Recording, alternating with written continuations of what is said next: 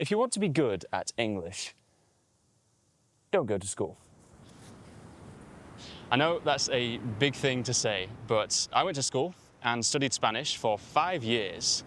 But the most useful words I ever learned, I learned them out here. Not in the classroom, not in a textbook, out here. Everything you can see is a word. This is a coconut on a plate with a straw. We're on the coastline, it's summer, and today I'm going to show you 7 words that will help you sound like a native speaker.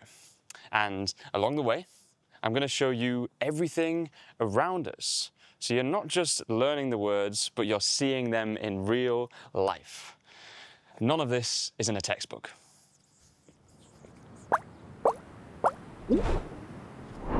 Textbooks teach you, I would like to order a coffee, please.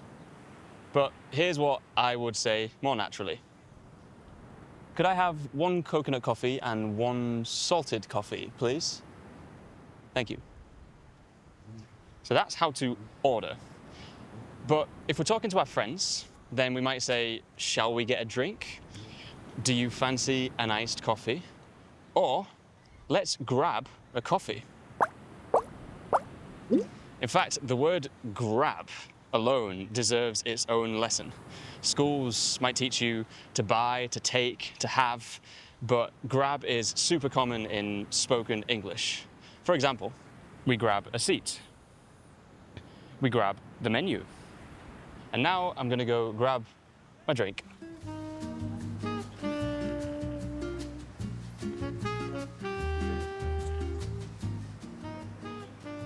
All right, I just grabbed the 2 coffees, and now let's learn some English using the world around us. So this is a salted coffee in a glass, and it has a straw and a spoon. There is salted cream on top of the coffee. In here, we have the condiments, the sauces. This is a squeezy bottle of ketchup because you can squeeze it. This is a bottle of soy sauce, and at the top, this is the lid. The lid. A knife, a fork, and a spoon are called cutlery. These are the chopsticks. And finally, to dab your mouth, this is a napkin. From here in my seat, you can also see a parasol. These are parasols that shade you from the sun. These are sun loungers, and they are on the sand. In the distance, that line that you can see between the ocean and the sky is called the horizon. You can learn all of these words in a textbook, but the problem is you're just reading words on a page and repeating them. The best way to make the language stick is to hear it in context and see it at the same time. Your visual memory is strong. You know that this is a glass. This is the best way to learn English. It's immersion, and it helps the words to stick. If you want a platform to immerse yourself in natural, native English, then check out sproutlanguage.com.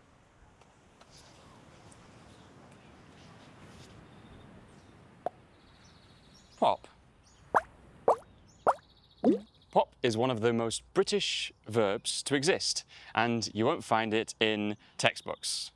It means to go somewhere quickly or casually. Should we pop to the pool? Ah, nice pool. Okay, now I'm gonna pop to the loo. I'll see you in 2. Oh, by the way, the loo is the toilet in British English.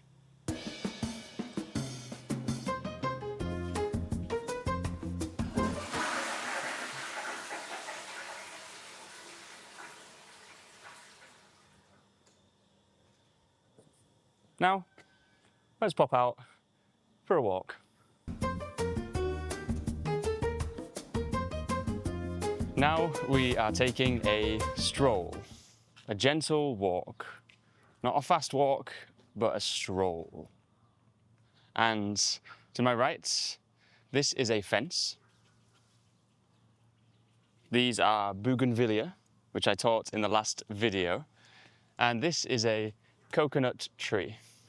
Now, coming down from the bougainvillea, these are called leaves.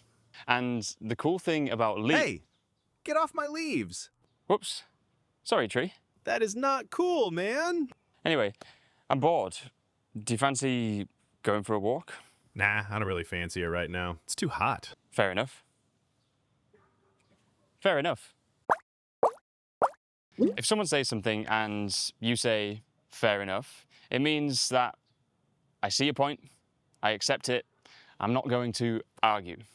We can also say fair dues or fares. These are also very common in British English. And fair enough is one of the most used two-word expressions in British English, and they do not teach that in textbooks, my friends. Okay, guys. This is a wooden sign, and it says Anbang Seastar Boutique. Boutique refers to a boutique hotel, which is like a small, fashionable hotel that is not part of a larger chain. This is a light bulb, and it's reminded me of a fun fact. These plants are called ferns, and they are ancient prehistoric survivors. In fact, these ferns are 100 million years older than the dinosaurs. They are 360 million years old. That's ancient. I wonder if the dinosaurs ever knew what bunting was. Probably not, but now you do. This is bunting, and we hang it up when we are celebrating. So I'm walking past an abandoned area, an area that has been left.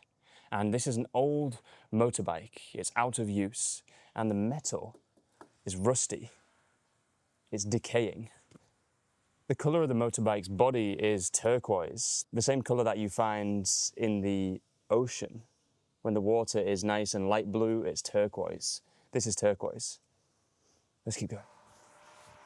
Jay, what's the next language point? Woof! This lantern is kind of blue, sort of purple. And these flowers, it's kind of reddish, pinkish. I just used kind of, sort of, and ish.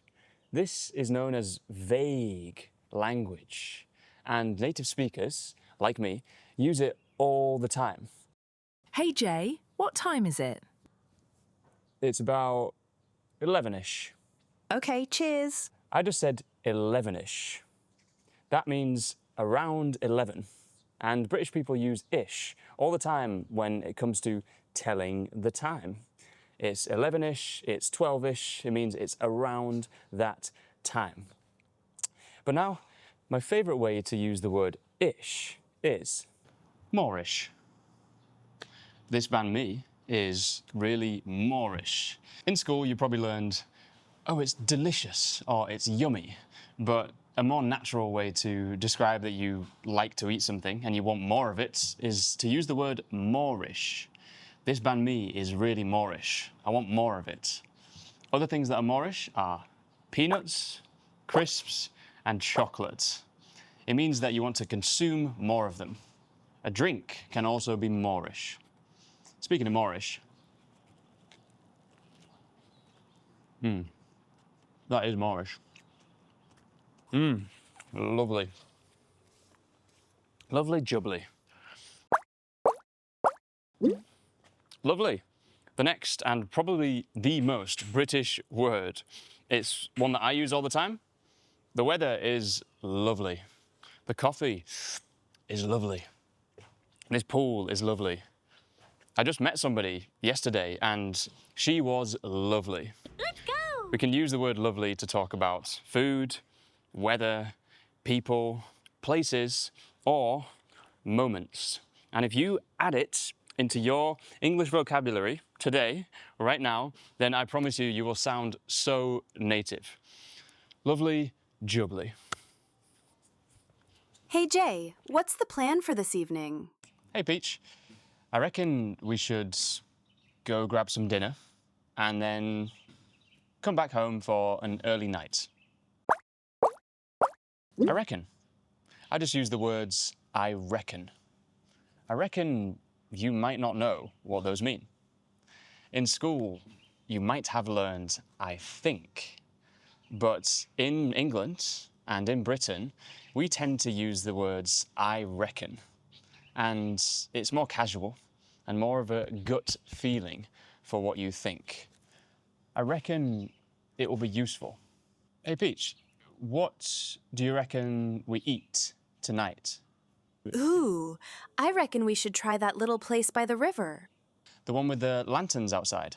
Yeah, I reckon it'll be rammed though. Yeah, I reckon you're right. We should still try though. I reckon. I reckon that's a word that will help you sound a lot more native. I reckon. Now, here's a test for what we learned today. Can you understand this? I reckon the best way to sound like a native is to speak like a native. So, pop over to sproutlanguage.com, grab a free trial, and start having real conversations with the lovely J.I. And if you don't, fair enough.